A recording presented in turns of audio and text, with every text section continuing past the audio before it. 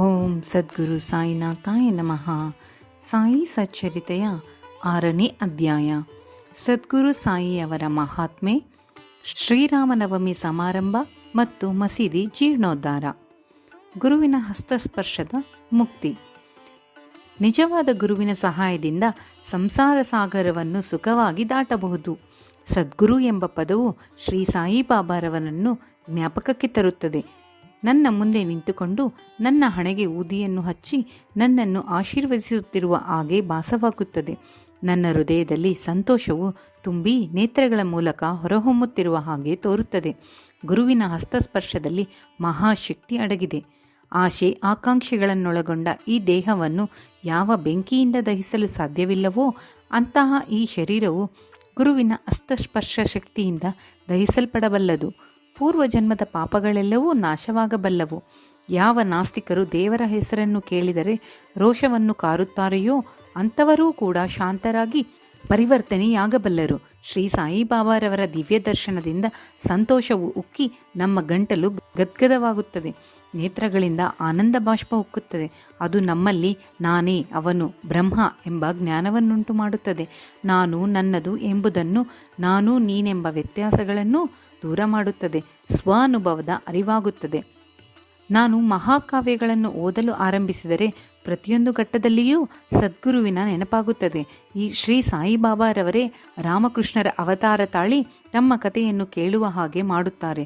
ಉದಾಹರಣೆ, ಭಾಗವತವನ್ನು ಶ್ರವಣ ಮಾಡಲು ಕುಳಿತಾಗ ಸಾಯಿಬಾಬಾರವರು ಶ್ರೀಕೃಷ್ಣನಾಗಿ ಭಾಗವತವನ್ನು ಹೇಳುವ ಹಾಗೆ ಭಾಸವಾಗುತ್ತದೆ. ನಾನು ಮಾತನಾಡಲು ಕುಳಿತರೆ ಕೂಡಲೇ ಶ್ರೀ ಸಾಯಿಯ ನೆನಪಾಗಿ ಕೆಲವು ಸೂಕ್ತ ಉದಾಹರಣೆಗಳನ್ನು ಕೊಡಲು ಅವರ ಕಥೆಗಳು ಸ್ಮೃತಿಪಥಕ್ಕೆ ಬರುತ್ತವೆ. ನಾನೇನಾದರೂ ಸ್ವತಃ ಬರೆಯಲು ಕುಳಿತರೆ ಕೆಲವು ಪದಗಳು ಮನಸ್ಸಿಗೆ ಬರುವುದೇ ಇಲ್ಲ. ಆದರೆ ಅವರೇ ನನ್ನನ್ನು ಬರೆಯುವ ಹಾಗೆ ಪ್ರೇರೇಪಿಸಿದಾಗ ನನ್ನ ಬರವಣಿಗೆಗೆ ಅಂತ್ಯವೇ ಇರುವುದಿಲ್ಲ. ಭಕ್ತನಲ್ಲಿ ಅಹಂಭಾವವೆಂದು ಮೇಲೆಕ್ಕಿದಾಗ ಅವನು ತಮ್ಮ ಸ್ವಹಸ್ತದಿಂದ ಅದನ್ನು ನಾಶ ಮಾಡಿ ತಮ್ಮ ಶಕ್ತಿಯನ್ನವನಿಗೆ ನೀಡಿ ಗುರಿ ಸಾಧನೆಯಾಗುವಂತೆ ಅವನನ್ನು ತೃಪ್ತಿಗೊಳಿಸಿ ಆಶೀರ್ವದಿಸಿದ್ದಾರೆ. ಯಾರಾದರೂ ಆಗಲಿ ಸಾಯಿಯ ಮುಂದೆ ಧ್ಯಾನ ಮಾಡುತ್ತಾ ತಮ್ಮ ತನು ಮನ ಧನಗಳನ್ನರ್ಪಿಸಿದ್ದಲ್ಲಿ ಅವರ ಜೀವನದ ಮುಖ್ಯ ಗುರಿಗಳಾದ ಧರ್ಮ, ಅರ್ಥ, ಕಾಮ ಮತ್ತು ಮೋಕ್ಷ ಎಲ್ಲವನ್ನೂ ಪಡೆಯುತ್ತಾರೆ. ಕರ್ಮ, ಜ್ಞಾನ, ಯೋಗ ಮತ್ತು ಭಕ್ತಿ ಎಂಬ 4 ದಾರಿಗಳು ನಮ್ಮನ್ನು ದೇವರಿರುವಲ್ಲಿಗೆ ಕೊಂಡೊಯ್ಯುತ್ತವೆ. ಭಕ್ತಿ ಎಂಬ ದಾರಿಯಲ್ಲಿ ಹಳ್ಳ ಕೊಳ್ಳಗಳು ಮತ್ತು ಮುಳ್ಳುಗಳಿರುವುದರಿಂದ ಪ್ರಯಾಣ ಮಾಡುವುದು ಬಹಳ ಕಷ್ಟ. ಆದರೆ ನೀವು ಸದ್ಗುರುವನ್ನು ನಂಬಿದ್ದಾದರೆ ನಿಮ್ಮ ದಾರಿ ಸುಗಮವಾಗುತ್ತದೆ ಮತ್ತು ನೀವು ನಿಯಮಿತವಾದ ಸ್ಥಳ ಸೇರುತ್ತೀರಿ. ಹೀಗೆಂದು ಬಾಬಾರವರು ಖಂಡಿತವಾಗಿ ಹೇಳಿರುತ್ತಾರೆ. ಬ್ರಹ್ಮ, ದೈವಶಕ್ತಿ, ಪ್ರಪಂಚ ಸೃಷ್ಟಿ ಎಲ್ಲವೂ ಒಂದೇ ಎಂದು ಹೇಳಿದ ನಂತರ ಗ್ರಂಥಕರ್ತರು ಬಾಬಾರವರು ನನ್ನ ಭಕ್ತರ ಯೋಗಕ್ಷೇಮವೇ ನನ್ನ ಗುರಿ ಎಂದು ಹೇಳಿದ ಕೆಲವು ಉಕ್ತಿಗಳನ್ನು ಉಲ್ಲೇಖಿಸಿರುತ್ತಾರೆ.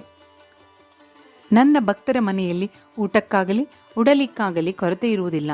ಯಾರು ನನ್ನನ್ನು ನಿಶ್ಚಲ ಚಿತ್ತದಿಂದ ಪೂಜಿಸುತ್ತಾರೆಯೋ ಅಂಥವರ ಯೋಗಕ್ಷೇಮವನ್ನು ನೋಡಿಕೊಳ್ಳುವುದೊಂದೇ ನನ್ನ ವಿಶೇಷ ಗುಣ. ಶ್ರೀಕೃಷ್ಣನು ಸಹ ಗೀತೆಯಲ್ಲಿ ಇದನ್ನೇ ಹೇಳಿದ್ದಾನೆ. ಆಹಾರ ಮತ್ತು ಬಟ್ಟೆಗಾಗಿ ಬಹಳ ಕಷ್ಟಪಡಬೇಡಿ. ಇನ್ನೇನಾದರೂ ಬೇಕಿದ್ದಲ್ಲಿ ಆ ಭಗವಂತನಲ್ಲಿ ಬೇಡಿರಿ. ಅವನ ದಯೆ ಮತ್ತು ಆಶೀರ್ವಾದವು ಲಭಿಸುವಂತೆ ಪ್ರಯತ್ನಿಸಿ. ಪ್ರಾಪಂಚಿಕ ವಿಷಯದಲ್ಲಿ ಆಸಕ್ತಿ ಬೇಡ. ಪರಮಾತ್ಮನನ್ನು ಮನಸ್ಸಿನಲ್ಲಿ ಮೂಡಿಸಿಕೊಳ್ಳಿರಿ. ಪಂಚೇಂದ್ರಿಯಗಳೆಲ್ಲವನ್ನೂ ಒಂದುಗೂಡಿಸಿ ತ್ರಿಕರಣ ಶುದ್ಧಿಯಿಂದ ಆ ಪರಮಾತ್ಮನನ್ನು ಪೂಜಿಸಿರಿ. ಯಾವಾಗಲೂ ನಿಶ್ಚಲ ಚಿತ್ತದಿಂದ ನನ್ನನ್ನೇ ಸ್ಮರಿಸಿರಿ. ಸಂಸಾರ ತಾಪತ್ರಯಗಳ ಕಡೆಗೆ ಗಮನ ಕೊಡದಿರಿ. ಆಗ ಶಾಂತಿ ಉಂಟಾಗುತ್ತದೆ. ಮನಸ್ಸು ಚಂಚಲತೆಯಲ್ಲಿದ್ದರೆ ಶಾಂತಿ ಉಂಟಾಗುವುದಿಲ್ಲ. ಇದನ್ನು ಹೇಳಿ ಮುಂದುವರೆದು ಗ್ರಂಥಕರ್ತರು ಶಿರಡಿಯ ಶ್ರೀರಾಮನವಮಿ ಸಮಾರಂಭವನ್ನು ವಿವರಿಸಿದ್ದಾರೆ. ಈ ಸುಂದರ ಶ್ರೀರಾಮನವಮಿ ಉತ್ಸವದ ಪೂರ್ಣ ವಿವರವು ಸಾಯಿಲೀಲಾ ಪುಸ್ತಕದ 1925ನೇ ವರ್ಷದ ಸಂಚಿಕೆಯಲ್ಲಿ ಪ್ರಕಟಿಸಲ್ಪಟ್ಟಿದೆ. ಇದರ ಸಾರಾಂಶ ಇಲ್ಲಿ ಕೊಡಲು ಪ್ರಯತ್ನಿಸಿದ್ದೇನೆ.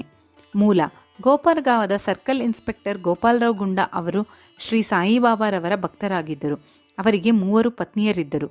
ಆದರೂ ಸಂತತಿ ಉಂಟಾಗಿರಲಿಲ್ಲ. ಸಾಯಿಬಾಬಾರ ಆಶೀರ್ವಾದದ ಫಲದಿಂದ ಅವರಿಗೆ ಪುತ್ರ ಜನನವಾಯಿತು.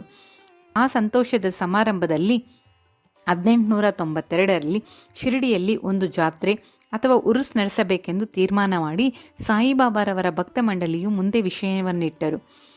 ಮಂಡಳಿಯು ಸಮ್ಮತಿಸಿ ಸಾಯಿಬಾಬಾರವರ ಅಪ್ಪಣೆ ಮತ್ತು ಆಶೀರ್ವಾದವನ್ನು ಪಡೆಯಿತು. ನಂತರ ಜಿಲ್ಲಾಧಿಕಾರಿಗಳಿಗೆ ಅರ್ಜಿ ಸಲ್ಲಿಸಿದರು. ಆ ಗ್ರಾಮದ ಪಟೇಲನು ಅದಕ್ಕೊಪ್ಪದೆ ವಿರುದ್ಧವಾಗಿ ಬರೆದಿದ್ದರಿಂದ ಜಿಲ್ಲಾಧಿಕಾರಿಯು ಒಪ್ಪಿಗೆ ನೀಡಲಿಲ್ಲ. ಬಾಬಾರವರ ಆಶೀರ್ವಾದದ ಫಲದಿಂದ ಮತ್ತೊಮ್ಮೆ ಪ್ರಯತ್ನಿಸಿ ಜಯಶೀಲರಾದರು.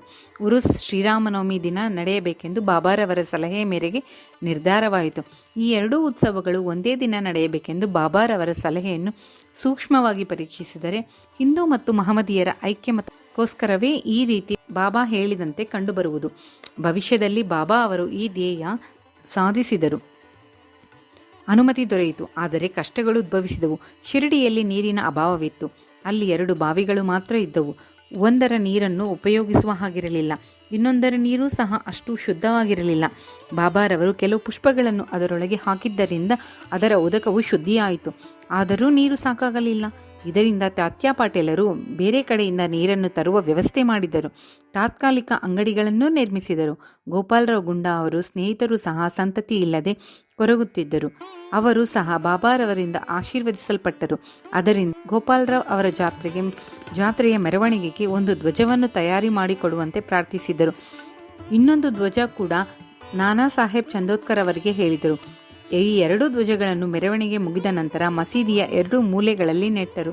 ಇದು ಈಗಲೂ ನಡೆಯುತ್ತಿದೆ. ಚಂದನದ ಮೆರವಣಿಗೆ. ಈ ಜಾತ್ರೆಯಲ್ಲಿ ಇನ್ನೊಂದು ಮೆರವಣಿಗೆ ಆರಂಭವಾಯಿತು. ಚಂದನದ ಮೆರವಣಿಗೆ ನಡೆಸಬೇಕೆಂಬುದು ಶ್ರೀ ಅಮೀರ್ ಸರ್ಕಾರ್ ದಲಾಲ ಎಂಬುವರು ಹೇಳಿದರು. ಮುಸ್ಲಿಂ ಸಾಧುಗಳ ಗೌರವಕ್ಕಾಗಿ ಈ ಥರದ ಮೆರವಣಿಗೆ ಮಾಡುವುದು ಅವರ ಸಂಪ್ರದಾಯ. ಗಂಧದ ಪುಡಿಯನ್ನು ತಟ್ಟೆಯಲ್ಲಿರುವ ಅಗ್ನಿಗೆ ಹಾಕಿ ಆ ಧೂಪವನ್ನು ವಾದ್ಯ ಮೊದಲಾದವುಗಳ ಸಹಿತ ಮೆರವಣಿಗೆ ಮಾಡಿ ನಂತರ ಆ ಧೂಪವನ್ನು ವಾದ್ಯ ಮೊದಲಾದವುಗಳ ಸಹಿತ ಮೆರವಣಿಗೆ ಮಾಡಿ ನಂತರ ಮಸೀದಿಗೆ ತಂದರು. ಈ ಕೆಲಸವು ಮೊದಲೇ 3 ವರ್ಷಗಳವರೆಗೆ ಶ್ರೀ ಅಮೀರ್ ಸರ್ಕಾರ ಅವರಿಂದ ಸಾಂಗವಾಗಿ ನೆರವೇರಿಸಲ್ಪಟ್ಟಿತು. ನಂತರ ಅವರ ಪತ್ನಿಯೂ ಅದನ್ನು ಮುಂದುವರಿಸಿದರು. ಈ ರೀತಿ ಹಿಂದೂಗಳಿಂದ ಧ್ವಜದ ಮೆರವಣಿಗೆಯೂ ಮುಸಲ್ಮಾನರಿಂದ ಗಂಧದ ಮೆರವಣಿಗೆಯೂ ಜೊತೆಯಲ್ಲಿಯೇ ಯಾವುದೊಂದು ಆತಂಕವಿಲ್ಲದೆ ನಡೆದವು. ಈಗಲೂ ನಡೆಯುತ್ತಿವೆ. ಶ್ರೀ ಬಾಬಾರವರ ಭಕ್ತರಿಗೆ ಅದೊಂದು ಮಹಾದಿನ. ಸರ್ವರೂ ಮೆರವಣಿಗೆಯಲ್ಲಿ ಭಾಗವಹಿಸಿ ಮೆರವಣಿಗೆ ಸಾಂಗವಾಗಿ ನೆರವೇರಿತು. ಹೊರಗಿನ ವ್ಯವಸ್ಥೆಯನ್ನು ತಾತ್ಯಾ ಕೋತೆ ಪಾಟೇಲರು ಮತ್ತು ಒಳಗಿನ ವ್ಯವಸ್ಥೆಯನ್ನು ಶ್ರೀಮತಿ ರಾಮಕೃಷ್ಣಮಾಯಿಯು ಬಹಳ ಚೆನ್ನಾಗಿ ನೋಡಿಕೊಂಡರು. ಈ ವ್ಯವಸ್ಥೆಗಳನ್ನು ಮಾಡುವಾಗ ರಾಧಾಕೃಷ್ಣಮಾಯಿ ಮನೆ ಜನಕೋಟಿಯಿಂದ ತುಂಬಿರುತ್ತಿತ್ತು. ಅವಳ ಇನ್ನೊಂದು ಉತ್ತಮ ಕೆಲಸವೆಂದರೆ ಮಸೀದಿಯನ್ನು ಚೆನ್ನಾಗಿ ತೊಳೆದು ಬಹಳ ಶುಚಿಯಾಗಿಟ್ಟಿದ್ದುದು. ಬಡವರಿಗೆ ಅನ್ನದಾನ ಮಾಡುವುದೆಂದರೆ ಬಾಬಾರವರಿಗೆ ಪಂಚಪ್ರಾಣ. ಈ ಅಡಿಗೆ ಕೆಲಸವನ್ನು ಸಹ ಶ್ರೀಮತಿ ರಾಧಾಕೃಷ್ಣಮಾಯಿಯೇ ನೋಡಿಕೊಳ್ಳುತ್ತಿದ್ದಳು. ಇದರಲ್ಲಿ ಅನೇಕ ಧನಿಕರಾದ ಭಕ್ತರು ಸಹ ಭಾಗವಹಿಸುತ್ತಿದ್ದರು. ಉರುಸ್ ಶ್ರೀರಾಮನವಮಿಯಾಗಿ ಪರಿವರ್ತನೆ. ಈ ರೀತಿ ಸಂಭ್ರಮವು ಸುಮಾರು 1912 ತನಕವೂ ನಡೆಯಿತು. ನಂತರ ಸ್ವಲ್ಪ ಬದಲಾವಣೆ ಹೊಂದಿತು. ಆ ವರ್ಷ ಶ್ರೀ ಕೃಷ್ಣರಾವ್ ಜಗದೀಶ್ವರ್ ಭೀಷ್ಮ ಎಂಬ ಭಕ್ತರು ದಾದಾ ಸಾಹೇಬ್ ಕಾರ್ಪಡೆಯವರೊಡನೆ ಜಾತ್ರೆಯಲ್ಲಿ ಭಾಗವಹಿಸಿ ಇಂದಿನ ದಿನ ಬಂದು ದೀಕ್ಷಿತವಾಡದಲ್ಲಿ ತಂಗಿದ್ದರು. ಜಗದೀಶ್ವರ ಭೀಷ್ಮರವರು ಸಾಯಿ ಸಗುಣೋಪಾಸನ ಎಂಬ ಕೃತಿಯ ಕರ್ತರು. ಶ್ರೀ ಲಕ್ಷ್ಮಣರಾವ ಕಾಕಾ ಮಹಾಜನಿ ಅವರು ಪೂಜಾ ಸಾಮಗ್ರಿಗಳೊಡನೆ ಮಸೀದಿಗೆ ಹೋಗುತ್ತಿರುವುದನ್ನು ನೋಡಿದ ಭೀಷ್ಮರವರಿಗೆ ಇಲ್ಲಿ ಶ್ರೀರಾಮನವಮಿ ದಿವಸವೇ ಉರುಸ್ ಜಾತ್ರೆ ನಡೆಯುವುದನ್ನು ಗಮನಿಸಿದರೆ ಇದು ದೈವ ಸಂಕಲ್ಪವಿದ್ದಂತೆ ತೋರುತ್ತದೆ.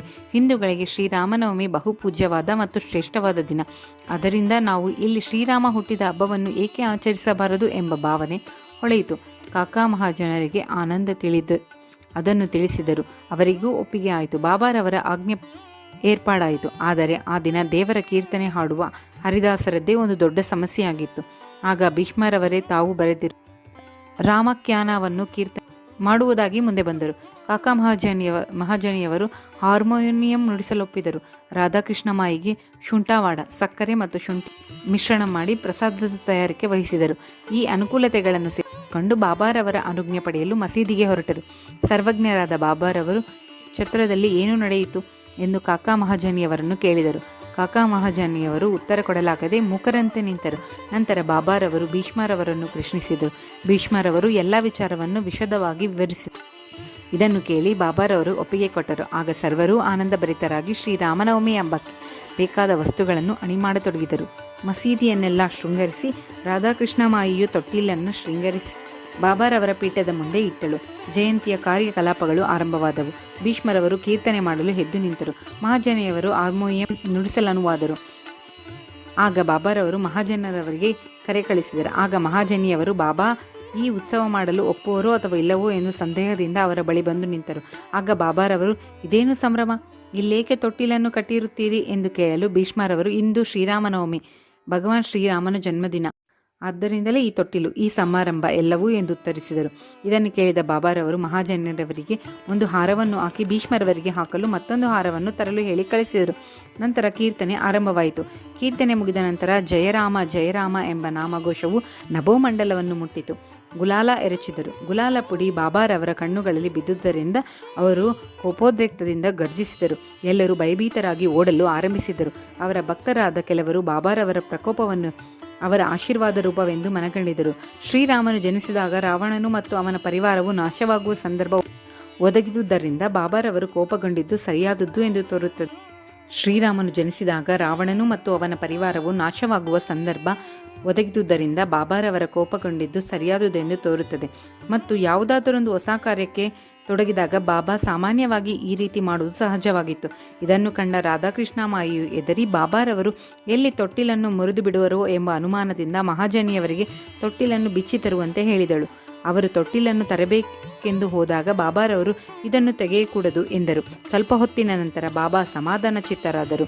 ನಂತರ ಪೂಜೆಯ ಕೊನೆಯ ಅಂಗವಾಗಿ ಆರತಿಯಾಗಿ ಪ್ರಸಾದ ವಿನಿಯೋಗವಾಯಿತು.